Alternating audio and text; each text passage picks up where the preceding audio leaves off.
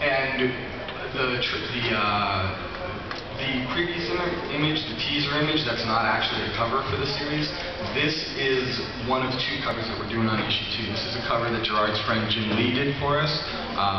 It's a different take on the characters, and it's just a great, fun thing, and we're really grateful for Jim making the time to do it because it's kind of busy. That's the cover to Serenity Better Days, the collection of the miniseries that we just wrapped up. Serenity's been one of our biggest sellers when we're able to do it. Joe Chen, the cover artist on Buffy, was nice enough to do this cover for us. Nobody can get across Joss's vibe the way that Joe can on these covers, so it was great to have her on Serenity. And probably early next year we're going to follow up with another Serenity series. The first one focusing on an individual character.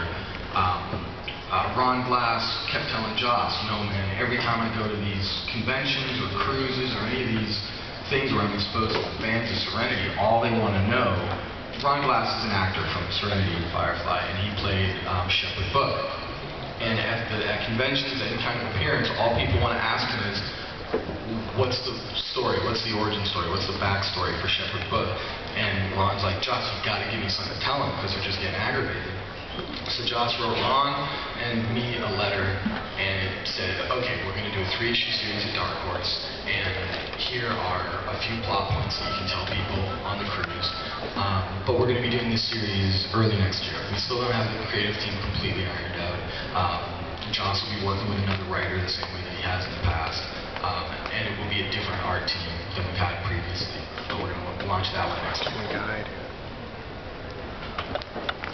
That's the cover for the issue of Buffy that I was talking about before that draws upon the animated series. You can see animated Buffy in the TV set, and the kids doing a Norman Rockwell watching TV. And, you know, I just came from the Hellboy panel, and we're talking about all the Hellboy books that we're doing, and we went through a lot of detail, and then somebody says, hey Mike, are you drawing a comic? And we were like, oh yeah, Mike's actually drawing a Hellboy comic again. This is the cover of Chapel of Moloch, which is a one-shot that Mike actually just finished penciling before coming to the show. He has to go home and ink it, and then it'll be out in October, right? Hellboy and the Chapel of Moloch, it takes place a few years in the past. We actually don't know exactly when in the past yet because it's not done, but it takes place in the past. It's not a sequel to Darkness Calls. The sequel to Darkness Calls comes a little later. This is just Mike doing another one-off weird story like The Corpse, like Box Full of Evil.